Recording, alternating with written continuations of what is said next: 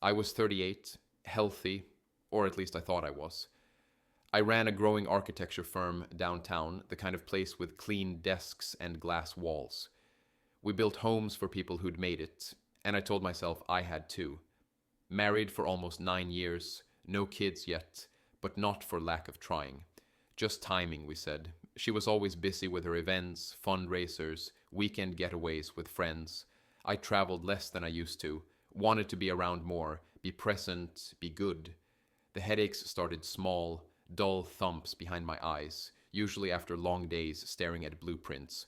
I brushed them off at first, blamed stress, maybe caffeine withdrawal, but then came the fatigue, the kind that doesn't go away after a weekend off. I'd walk up the stairs to our bedroom and feel like I'd run a marathon. My skin got pale. A few nights I woke up drenched in sweat.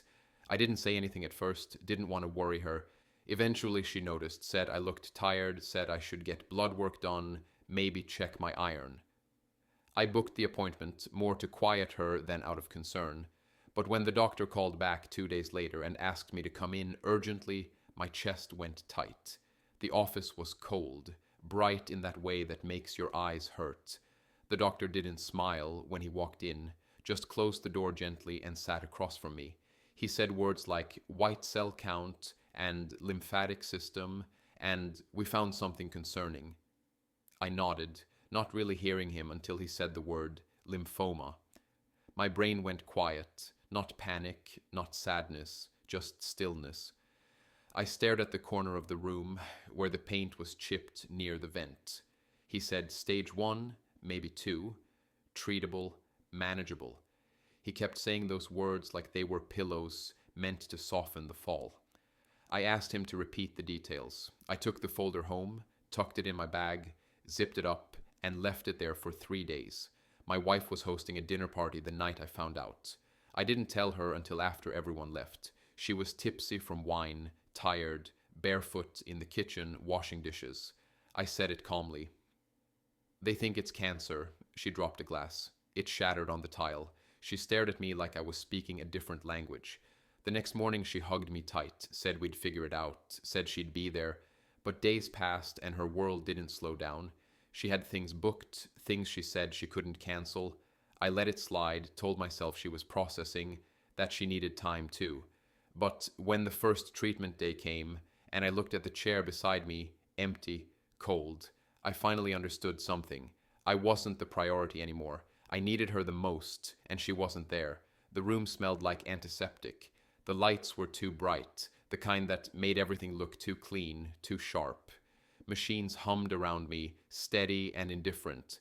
A thin tube ran from a pole to my arm, the drip slow and methodical. I watched the liquid move, counting the seconds between each drop like it might tell me how long this would take. The chair beside me stayed empty. I'd called her that morning, reminded her about the time, told her I'd be at the hospital by 9. She said she'd try. Her voice was distant, almost cheerful, like she was talking about a dentist appointment. No promises, just, I'll see if I can make it. I didn't push, I should have, but I didn't.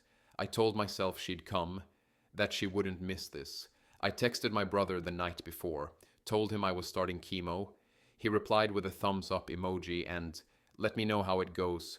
My dad didn't answer the call. I left a message, kept it short, told him I'd be okay.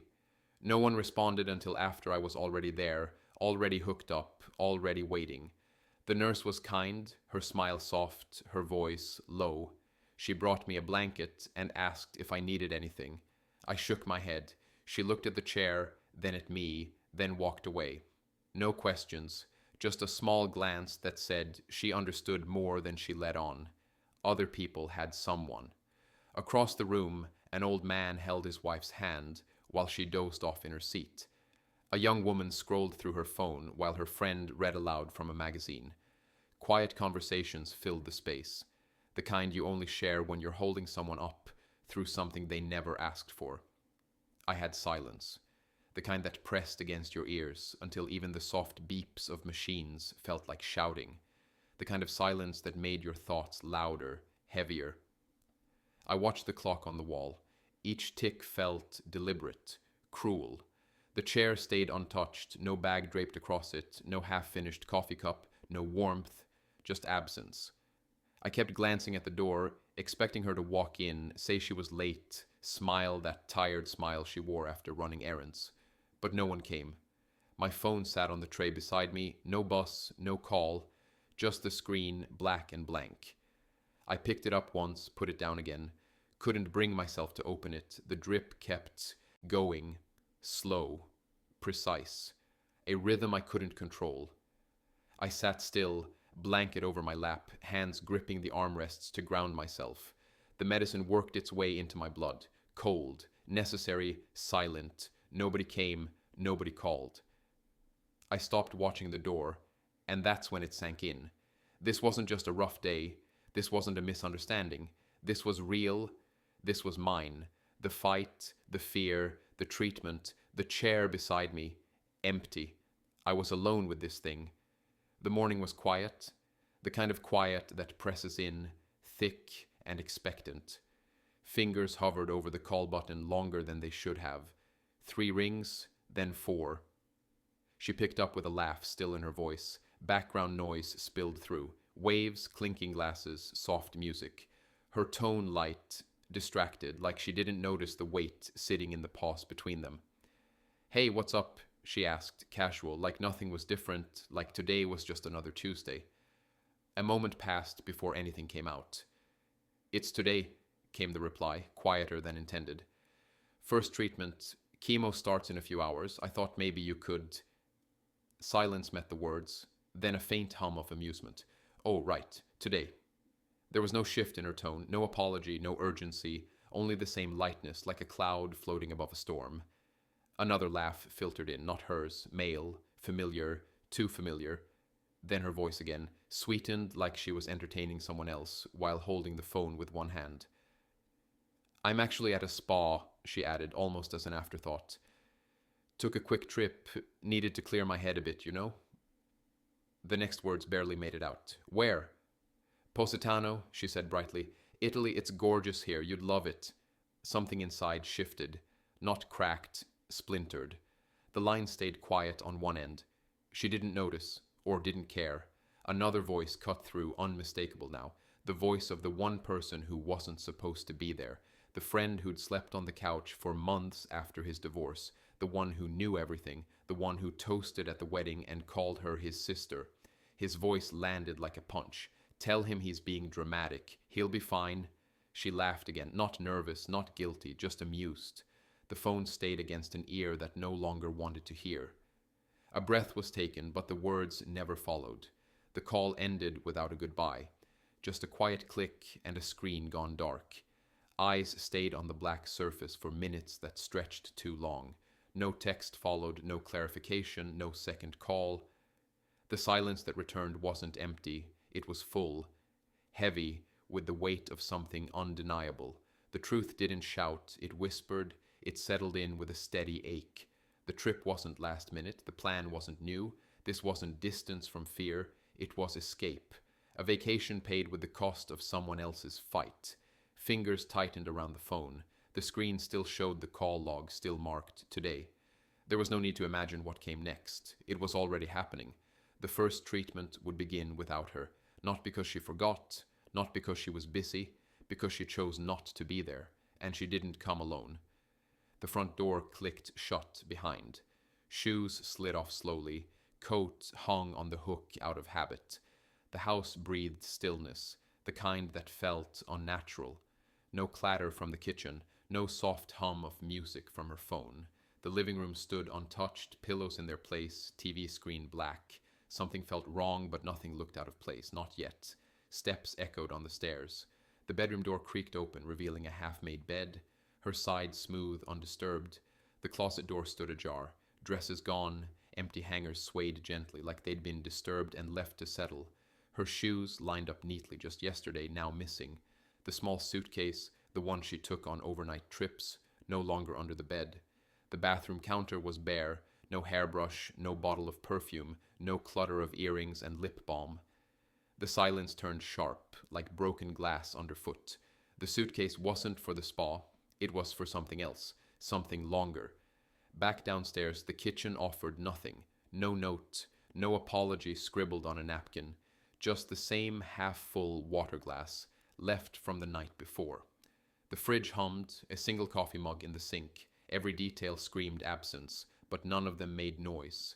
The phone felt heavy in the hand. One message sent, just 4 words. You okay? Sent. Delivered. Read. Number. The status sat still. No reply. The couch didn't offer comfort. The cushions felt foreign, like a stranger's home. Fingers tapped against the phone screen. No sound. Just the dull glow of unread silence. Time crawled. The wall clock ticked louder than it should. Minutes passed like hours. The air inside grew stale. Breaths came shallow. The body felt weighted, not from the chemo, not from fatigue, but from something deeper. Something that pressed into the chest and wrapped around the ribs. Not panic, not even anger, just a quiet, solid knowing. She left. She chose to be somewhere warm while poison was pushed into veins. Chose to soak in spa water while a cold drip settled into the bloodstream of someone she once promised forever to. Chose laughter with someone else while the world tilted under the feet of the person who needed her most. No fight, no argument, just absence, quiet and complete. The sun dipped lower outside. Lights flickered on across the street. Neighbors came home, cars parked. Keys turned in locks. Life moved forward. The phone buzzed once. A promotion from a store. Nothing that mattered. The message still sat there, unanswered. The chair beside the couch, still empty. Eyes stared forward. No tears came. No words. Just the sound of a house that no longer felt like a home. She didn't forget. She didn't get stuck. She chose, and that made all the difference. He used to sleep on the couch, back when the divorce papers were still fresh, and he said he couldn't be alone at night. Said the silence in his place was too loud. So the guest blankets came out, and the guest towels, and the key slid quietly into his hand. She was the one who offered it, said it was the right thing to do, said we couldn't just let him fall apart. At first, it made sense. We'd known him since college. He was family, best man at the wedding. Toasted us with cheap champagne, slurred through a speech about forever. He brought beer on game nights, helped repaint the spare room, fixed the leaky sink when I was out of town. He fit into the spaces of our life so easily it didn't seem strange. Not then. He made her laugh, even when I couldn't. When I came home tired and quiet, he filled the room with stories and noise. Said I was too serious. Said she needed more fun around here. I thought nothing of it. Thought maybe I was the one going dull.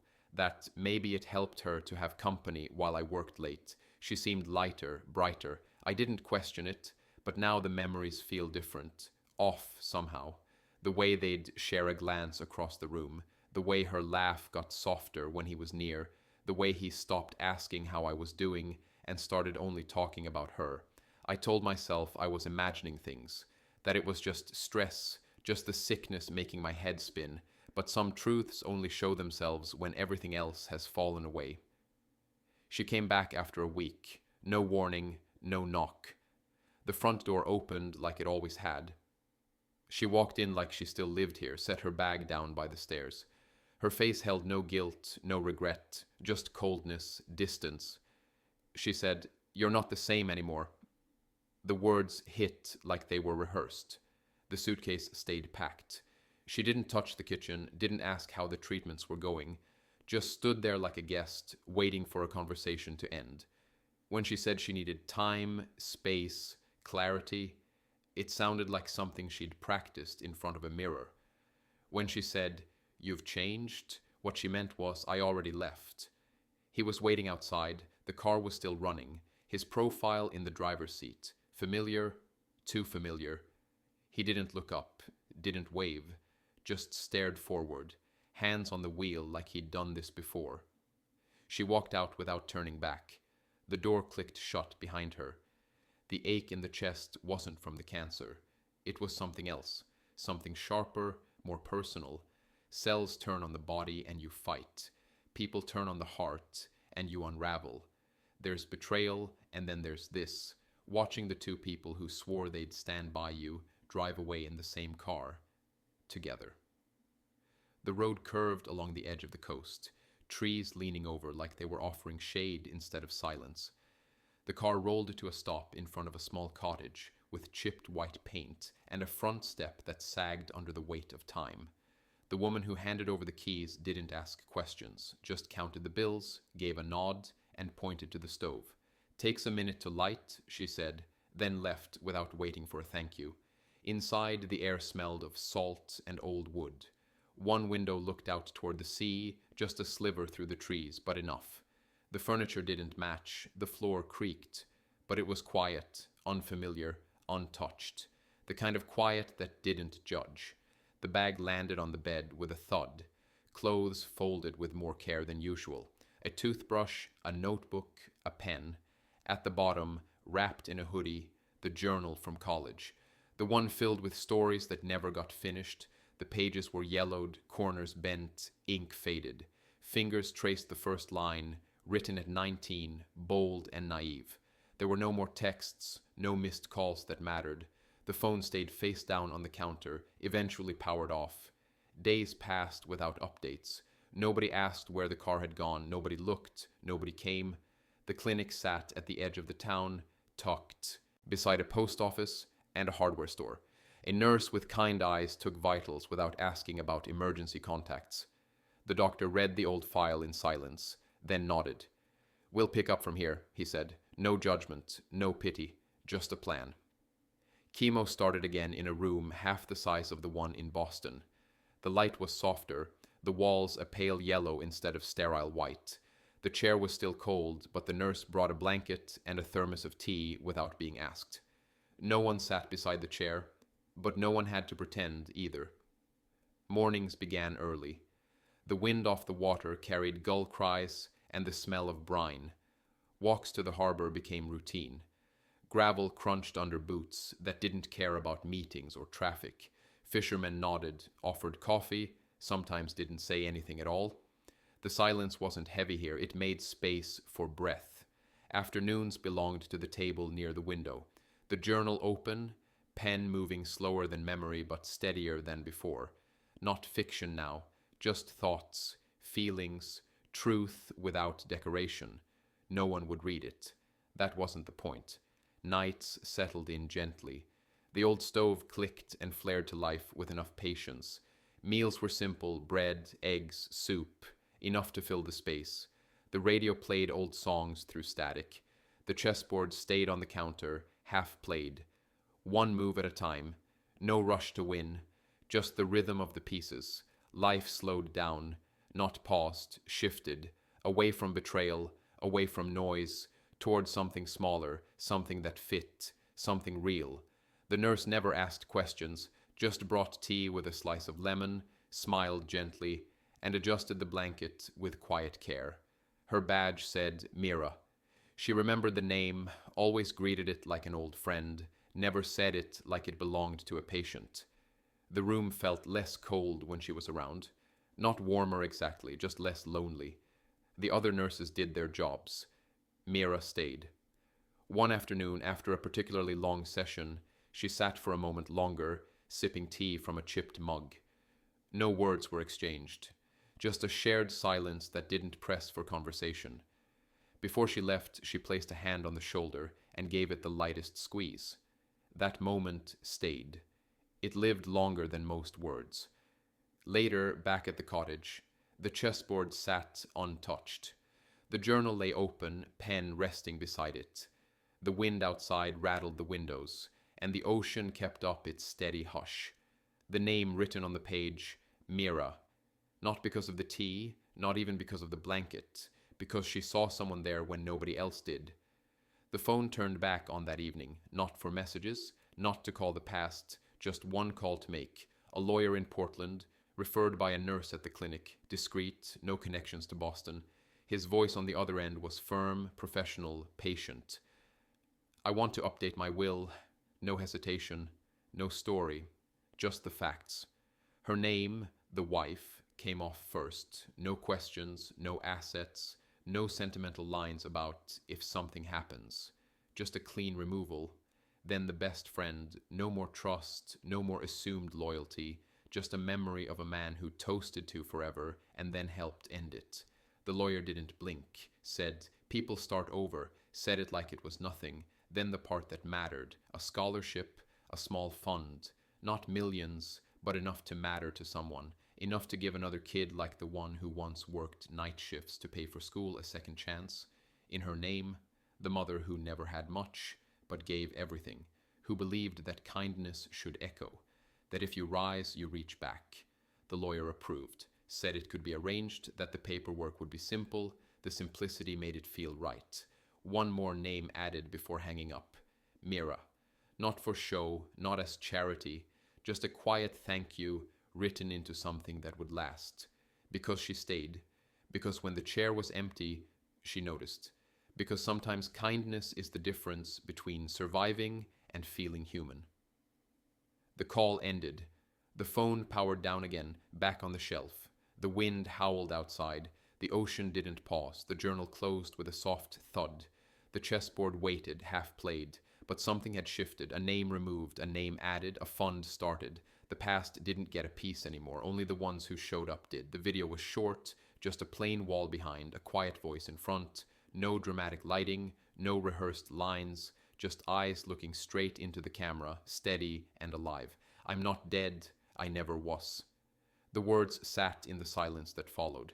A small stack of papers held beside the camera, scans, reports, signatures, proof. Every line stamped and dated. The email attached the video, nothing else, no subject, no greeting, no closure, just the truth, dropped like a stone into still water. Send. The inbox didn't wait. It blinked, refreshed, and it was gone, delivered. By morning, the car was already halfway back to the city. Window, down, wind pulling at sleeves. No music, no rush. The streets looked different now. Older, more tired. The turns still familiar, but they didn't carry weight anymore. Just lines on a map. The cafe across from the house still had the same wooden sign, paint peeling at the corners. A corner table sat open, facing the porch that used to mean home. A cup of coffee sat cooling beside an untouched plate. The sky hung low, heavy with clouds. The street stretched quiet, empty. At 9:14, a black SUV pulled up fast. Tires screeched, door flung open.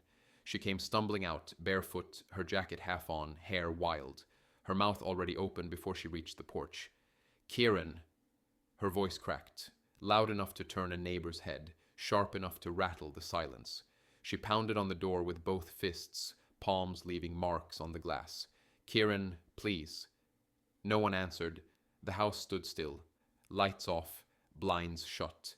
The porch gave nothing back. She tried calling, fumbled with the screen, then threw the phone into the grass. Her voice broke again, not with anger this time, with fear.